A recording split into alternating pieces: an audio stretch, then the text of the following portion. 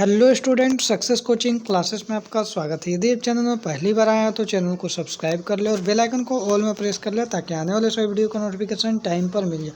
आज हम डिस्कस करने वाले हैं क्लास 10th का साइंस का विज्ञान का आपका ऑब्जेक्टिव क्वेश्चन का मॉडल सेट। ये हमारा 1 है। मॉडल सेट 1 का वेरी इंपॉर्टेंट ऑब्जेक्टिव क्वेश्चन कराने वाले हैं जो आपका 2024 बोर्ड एग्जाम के लिए बहुत ही इंपॉर्टेंट होने वाला है। इसलिए वीडियो में अंत तक बने रहें क्योंकि हर एक क्वेश्चन आपका एग्जाम के लिए बहुत ही इंपॉर्टेंट होने वाला है।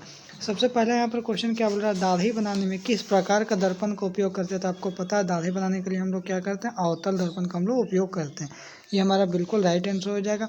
आगे बोल रहा है गोलीय दर्पण में फोकस दूरी और वक्रता त्रिज्या के बीच में संबंध पूछ रहा है। तो याद रखिएगा F बराबर R/2 होता है। F बराबर R/2 या तो हम लोग बोल सकते हैं R बराबर 2F भी बोल सकते हैं। यदि इसको क्रॉस मल्टीप्लिकेशन करवाइएगा तो R बराबर 2F। तो यहाँ देखिए ऑप्शन नंबर यहाँ पर बी है, F बराबर R/2। तो ये हमारा बिल्कुल राइट आंसर हो जाएगा। ऑप्शन नंबर बी हो जाएगा बिल्कुल राइट आंसर। आगे देखते हैं सी में क्वेश्चन नंबर 3 क्या बोल रहा है, प्रकाश के अपवर्तन की क्रिया में कौन सी भौतिक राशि अपरिवर्तित रहती है, मतलब बदलती नहीं है। तो देखिए वेग में भी बदलाव होगा और तरंग दैर्घ्य में भी बदलाव होगा, लेकिन ये हमारा जो आवृत्ति है इसमें कोई भी बदलाव नहीं होगा। तो ये आपका बिल्कुल राइट आंसर हो जाएगा। आगे देखते हैं अवतल दर्पण के परावर्तन के बाद किरण किस बिंदु से होकर गुजरेगी। देखिए इसे मान लीजिए ये हमारा अवतल दर्पण बना देते हैं। आइए हमारा क्या हो जाएगा, मुख्य अक्ष हो जाएगा, ये हमारा पोल हो जाएगा, ये हमारा सी वक्रता केंद्र हो जाएगा, ये हमारा फोकस हो जाएगा। देखिए यहाँ से जो भी आपको किरण आएगा समांतर तो इसमें कौन सा रेखा से होकर गुजरेगा, तो याद रखिएगा मुख्य फोकस से होकर कटेगा। यहाँ से जो भी किरण आएगा तो यहाँ क्या होगा, मुख्य फोकस से होकर गुजरेगा। तो इसका राइट आंसर क्या हो जाएगा, फोकस हो जाएगा। तो वही यहाँ पर बोल रहा है अवतल दर्पण के परावर्तन के बाद किरण किस बिंदु से होकर गुजरेगी। तो याद रखिएगा इसका राइट आंसर हो जाएगा फोकस से होकर गुजरेगी। आगे देखते हैं क्वेश्चन नंबर 5 क्या बोल रहा है किसी दर्पण के वस्तु को कहीं भी रखने पर बराबर आकार का सीधा प्रतिबिंब बनता है। देखिए इसमें दो बात बोला है, सीधा प्रतिबिंब बनता और क्या बोला है, बराबर आकार का। देखिए यदि सीधा प्रतिबिंब बोलता तो हम बोलते हैं समतल तथा उत्तल बोलते हैं, लेकिन यहाँ बराबर आकार बोल दिया। बराबर आकार जो बोल दिया इसका मतलब इसका जो राइट आंसर हो जाएगा हमारा समतल दर्पण हो जाएगा, क्योंकि इसमें एकदम बराबर आकार का प्रतिबिंब बनता है। आगे देखते हैं प्रकाश का अपवर्तन के कितने नियम है। तो याद रखिएगा 2 नियम है। यदि आपको एग्जाम में पूछेगा प्रकाश के परावर्तन के कितना नियम है, फिर भी आप क्या बोलिएगा, 2 ही नियम बोलिएगा। किसी गोलीय दर्पण की वक्रता त्रिज्या 50 सेंटीमीटर है तो फोकस दूरी निकालने के लिए बोला। मतलब क्या बोल रहा है, आपको R दिया हुआ है 50 और F निकालना है। तो फॉर्मूला क्या है, F बराबर R/2 होता है। तो F कितना है, 50 सेंटीमीटर है। 2 से डिवाइड करिएगा तो क्या होगा, 25 सेंटीमीटर हमारा बिल्कुल राइट आंसर हो जाएगा, जो हमारा ऑप्शन नंबर सी बिल्कुल राइट आंसर हो जाएगा। आगे देखते हैं क्वेश्चन नंबर 8 क्या बोल रहा है, 1 मीटर फोकस दूरी वाले उत्तल लेंस की क्षमता क्या होगा। देखिए सबसे पहले बोला उत्तल लेंस बोला है तो हमेशा जो आंसर होगा वो प्लस में आंसर आएगा, ठीक है ना, क्योंकि फोकस दूरी हमेशा क्या होता है, प्लस में होता है। तो अब देखिए उत्तल लेंस की क्षमता क्या होगा, तो क्षमता का फॉर्मूला क्या होता है, P बराबर 1/F होता है। तो देखिए P निकालना तो 1/F। F का मान क्या दिया है, 1 मीटर फोकस दूरी दिया, तो 1/1 करेंगे तो इसको कट करिएगा तो 1 ही आएगा। तो 1 क्या आ जाएगा आपका, 1 डायप्टर आ जाएगा। तो इसका राइट आंसर हो जाएगा 1D हो जाएगा। तो आपका बिल्कुल राइट आंसर हो जाएगा 1D। देखिए यहाँ -1 dB है, लेकिन यदि यहाँ पर अवतल लेंस बोलता ना, यहाँ अवतल लेंस बोलता तो याद रखिएगा आंसर -1D होता, ठीक है ना। अवतल लेंस बोलता तो -1D, लेकिन यहाँ पर उत्तल लेंस बोला तो उत्तल लेंस का फोकस दूरी हमेशा क्या होता है, प्लस में होता है। क्षमता भी क्या होता है, हमेशा प्लस में होता है। आगे देखिए ये अभी तुरंत ही हम बताए थे किसी उत्तल लेंस की फोकस दूरी हमेशा क्या होता है, प्लस में होता है, मतलब पॉजिटिव होता है। ऑप्शन नंबर ए हो जाएगा। प्रकाश का वेग न्यूनतम कहाँ होता है, सबसे कम किस में होता है। तो याद रखिएगा जल में क्या होता है, सबसे कम वेग होता है। जल में किसी क्या होता है, सबसे कम वेग होता है। लेकिन यदि आपसे पूछ देगा प्रकाश का वेग सबसे ज़्यादा किस में होता है, तो याद रखिएगा निर्वात में सबसे ज़्यादा होता है। आगे देखते हैं क्या बोल रहा है, 4D क्षमता वाले अवतल लेंस की फोकस दूरी क्या होगा। देखिए अवतल लेंस की फोकस दूरी और यहाँ पे बोल रहा है 4D क्षमता वाले हैं, क्या बोला 4D क्षमता। मतलब देखिए P बराबर क्या होता है, 1/F होता है। चलिए यहाँ तक क्लियर हो गया। अब यहाँ पर देखिए P का मान दे दिया है, क्षमता दे दिया है, कितना दे दिया, 4 दे दिया। तो 4 यहाँ पर कर दिए और 1/F। F आपको निकालना है, तो यदि निकालना है तो इसको क्रॉस मल्टीप्लिकेशन करेंगे तो यहाँ क्या हो जाएगा आपका 4F बराबर क्या हो जाएगा आपका 1 हो जाएगा। तो F बराबर आपका क्या हो जाएगा 1 बराबर 4 हो जाएगा, क्योंकि नौ यदि 4 ऊपर है तो इसको नीचे करेंगे तो 1/4। तो ये क्या हो जाएगा आपको 0.25 हो जाएगा। ये क्या हो जाएगा मीटर हो जाएगा। क्या हो जाएगा 0.25 मीटर। लेकिन हमको क्या जानते हैं जो सेंटीमीटर में निकालना है, तो 0.25 को यदि हम 100 से गुना कर देंगे तो ये हमारा क्या हो जाएगा 25 सेंटीमीटर निकल जाएगा। ठीक है। देखिए इसको फिर से समझा देते हैं। इसमें क्या दिया 4D क्षमता वाले, मतलब क्या है जो क्षमता इसमें दे दिया, मतलब P का मान दे दिया। इसमें फोकस दूरी F निकालना, तो फार्मूला क्या होता है P बराबर 1/F होता है। चलिए P का मान 4 दिया तो 4 लिख दिया, 1/F को 1/F लिख दिया, इसका नीचे कुछ नहीं तो 1, कोना कोनी गुना किए तो क्या हो जाएगा 4 को F से करेंगे तो 4F बराबर 1। तो F का मान क्या निकल जाएगा 1/4, भागा करिएगा तो क्या हो जाएगा 0.25 क्या निकल जाएगा मीटर निकलेगा, क्योंकि फोकस हमेशा मीटर में निकलता है। लेकिन हमको क्या चाहिए सेंटीमीटर में चाहिए। तो क्या करिएगा 0.25 को 100 से गुना कर दिए तो 25 सेंटीमीटर हमारा आ गया। तो 25 सेंटीमीटर ऑप्शन नंबर बी बिल्कुल राइट आंसर हो जाएगा। आगे यहाँ पर देखते हैं क्या बोल रहा है। किसी उत्तल लेंस का फोकस अंतर, उत्तल लेंस बोला मतलब प्लस में होगा, फोकस अंतर कितना है 50 सेंटीमीटर। लेकिन यहाँ पर उत्तल लेंस की जगह अवतल लेंस बोल देगा तो फोकस जो है ना -50 सेंटीमीटर करिएगा। ठीक है ना, हमेशा याद रखिएगा, चाहे क्वेश्चन में दे या ना दे तो याद रखिएगा उत्तल लेंस रहेगा तो प्लस में होता है और अवतल लेंस रहेगा तो माइनस में होता है। तो उसकी क्षमता क्या होगी, क्षमता मतलब क्या बोल रहा है P बराबर 1/F निकालने बोला। देखिए यहाँ क्या हो जाएगा 1 का 1 और इस सेंटीमीटर में 50 सेंटीमीटर, तो सबसे पहले हम लोग सेंटीमीटर में है 50 सेंटीमीटर, इसको हम लोग मीटर में बदलते हैं। 50 सेंटीमीटर है क्योंकि हमको फोकस जो मीटर में चाहिए। तो P बराबर क्या हो जाएगा आपका, सॉरी P बराबर बोल रहा है, F बराबर क्या हो जाएगा आपका 50/100 करेंगे मीटर में लाने के लिए। क्या हो जाएगा 1/2 हो जाएगा मीटर में। ठीक है ना, 1/2 मीटर।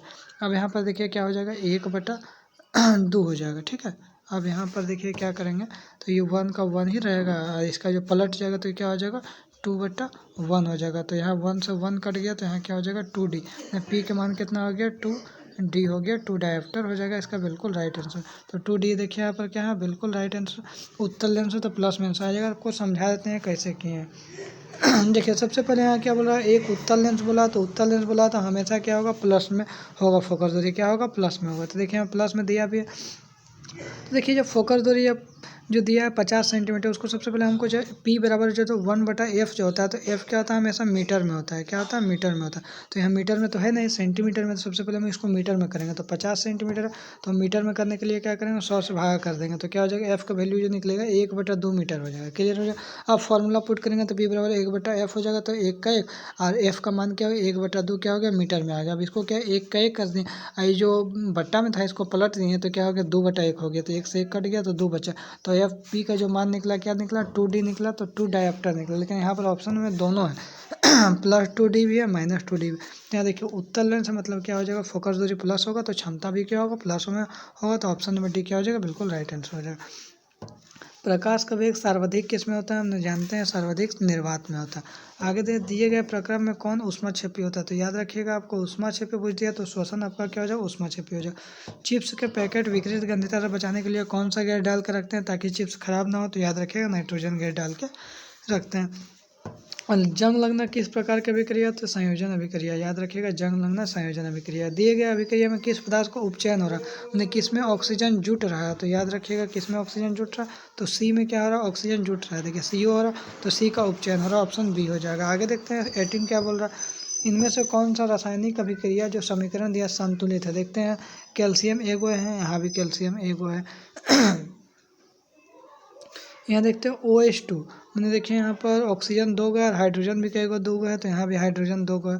और यहाँ देखिए ऑक्सीजन 2 मैंने यहाँ ऑक्सीजन कई गो होना चाहिए 4 होना चाहिए, यहाँ भी ऑक्सीजन 3 और यहाँ भी ऑक्सीजन 1। मतलब हमारा देख रहे हैं ऑप्शन नंबर जो ए हो जाएगा बिल्कुल राइट आंसर हो जाएगा, संतुलित रासायनिक समीकरण है। आगे देखिए दिए गए चित्र में कौन सी अभिक्रिया हो रहा है Pb + Cl2। देखिए Pb यहाँ पर है अब प्लस CuCl2, ये अभिक्रिया करके क्या बन रहा है PbCl2 बना दे रहा है, PbCl2 बना दे रहा है प्लस Cu को साइड कर दे रहा है। इसका मतलब क्या हो रहा है समझे, जो देखिए ये CuCl2 था, लेकिन यहाँ पर Pb क्या हो रहा है, PbCl2, मतलब Cu से अधिक अभिक्रियाशील कौन है, Pb है। तो Pb क्या कर रहा है, Cu की जगह ले रहा है, PbCl2 हो रहा है, और Cu को क्या कर दे रहा है, साइड कर दे रहा है। तो क्या हो रहा है, विस्थापन कर दे रहा है। तो क्या हो रहा है, एक ठो को विस्थापन कर रहा है, तो हम लोग क्या बोलेंगे, आपको विस्थापन अभिक्रिया बोलेंगे। तो ऑप्शन नंबर क्या हो जाएगा, डी बिल्कुल राइट आंसर हो जाएगा। आगे देखते हैं 20 क्या बोल रहा है, दिए गए पदार्थ में कौन गंधीय सूचक की तरह व्यवहार करता है, उसमें गंध चेंज हो जाएगा। तो क्या हो जाएगा आपका, प्याज हो जाएगा। क्या हो जाएगा, गंधीय सूचक की तरह व्यवहार करता है। आगे देखते हैं 21 में क्या बोल रहा है, हड्डियों को जोड़ने के लिए डॉक्टर किस लवण का उपयोग करता है। तो याद रखिए क्या करता है, प्लास्टर ऑफ पेरिस का, जिसका सूत्र क्या होता है, CaSO4 ½ बिल्कुल राइट आंसर हो जाएगा। आगे देखते हैं 22 क्या बोल रहा है, विरंजक चूर्ण का सूत्र क्या होगा, तो CaOCl2 हो जाएगा विरंजक चूर्ण का, ऑप्शन नंबर सी हो जाएगा। आगे देखते हैं दी गई चित्र में कौन सा अभिक्रिया हो रहा है। तो देखिए यहाँ पर जो जल जो है ना टूट रहा है, तो क्या हो जाएगा, वियोजन अभिक्रिया हो जाएगा, ऑप्शन नंबर बी क्या हो जाएगा, बिल्कुल राइट आंसर हो जाएगा। टमाटर में कौन सा अम्ल पाया जाता है, तो याद रखिएगा टमाटर में ऑक्जेलिक अम्ल पाया जाता है, ये भी बिल्कुल याद रखिएगा। आगे देखते हैं क्या बोल रहा है 25, तनुकरण प्रक्रिया में क्या होती है। तो तनुकरण प्रक्रिया में जो आपको याद रखिएगा, इसमें H+ और OH- आयन की सांद्रता में क्या होता है, कमी होता है, ऑप्शन नंबर सी क्या हो जाएगा, बिल्कुल राइट आंसर हो जाएगा। निम्नलिखित में से कौन प्रकाशीय वियोजन को उदाहरण, तो याद रखिएगा AgBr, इसका बिल्कुल राइट आंसर हो जाएगा, Ag+Br इसका राइट आंसर हो जाएगा। आगे देखते हैं 27 नंबर क्या बोल रहा है, अमीबा अपने किस अंग से भोजन ग्रहण करता है। तो उत्पाद के द्वारा भोजन ग्रहण करता है, ऑप्शन नंबर सी हो जाएगा। पाचन प्रक्रिया में वसा का इमसलीकरण कौन करता है। तो याद रखिएगा इसका राइट आंसर हो जाएगा आपका पित्त करता है, ऑप्शन नंबर क्या हो जाएगा, डी बिल्कुल राइट आंसर हो जाएगा। 29 क्या बोल रहा है, निम्नलिखित में से किस जीव में स्वपोषी पोषण होता है। तो आम में क्या होता है, स्वपोषी पोषण होता है। आगे देखते हैं 30 नंबर क्वेश्चन, मानव हृदय में कितने कोष्ठक होते हैं। तो 4 कोष्ठक होते हैं। यदि मछली के हृदय में बोलेगा तो कितना कोष्ठक होता है, 2 कोष्ठक होता है। सरीसृप बोलेगा तो कितना कोष्ठक होता है, 3 कोष्ठक होता है। श्वसन वर्णक किसे कहते हैं। तो याद रखिएगा क्लोरोफिल को श्वसन वर्णक बोलते हैं। उत्सर्जन तंत्र की क्रियात्मक इकाई क्या है, वृकाणु है, या तो हम लोग इसको नेफ्रॉन भी बोल सकते हैं। आगे देखते हैं 33 क्या बोल रहा है, 33 बोल रहा है वृक्क की क्रियाशीलता कम होने पर रक्त को शरीर से बाहर निकालना कर छानने की प्रक्रिया को क्या बोलते हैं। तो याद रखिएगा इसको हम लोग बोलते हैं अपोहन बोलते हैं। क्या बोलते हैं, अपोहन बोलते हैं। आगे देखिए जनन की मूल घटना क्या है। तो जनन की जो मूल घटना है, DNA की प्रकृति बनना है। आगे देखते बोल रहे किस प्रकार के चित्र दिया गया, किस प्रकार के जनन को दर्शाता है। तो मुकुलन इसका बिल्कुल राइट आंसर, मुकुलन बोल रहा हूँ, इसका राइट आंसर हो जाएगा आपका बहुखंडन हो जाएगा, इसका राइट आंसर हो जाएगा, बहुखंडन को दर्शा रहा है, ठीक है ना। और 36 देखिए नर युग्मक और मादा युग्मक के संलयन को क्या बोलते हैं। तो याद रखिएगा निषेचन बोलते हैं, ऑप्शन नंबर ए क्या हो जाएगा, बिल्कुल राइट आंसर है। लड़कों के यौवन अवस्था के लक्षणों को नियंत्रित करने वाला हार्मोन कौन है, टेस्टोस्टेरोन है। सौर स्थिरांक का मान कितना होता है। तो याद रखिएगा इसका राइट आंसर हो जाएगा आपका 1.4 W/m², इसका राइट आंसर हो जाएगा। आगे देखते हैं जैव गैस का मुख्य घटक क्या है। तो याद रखिएगा इसका मीथेन, इसका बिल्कुल राइट आंसर हो जाएगा। आगे देखते हैं 40 महासागरीय ताप ऊर्जा प्राप्त करने के लिए महासागर के पृष्ठ के जल का ताप और मीटर की गहराई के जल के ताप में कितना अंतर होता है, 20 डिग्री सेल्सियस का अंतर होता है। ये इसमें टोटल मोस्ट 40 क्वेश्चन डिस्कस किए। यदि आपको वीडियो अच्छा लगे तो लाइक करिएगा, शेयर करिएगा, चैनल को सब्सक्राइब जरूर करिएगा। फिर मिलते हैं नेक्स्ट वीडियो में। Thank you so much.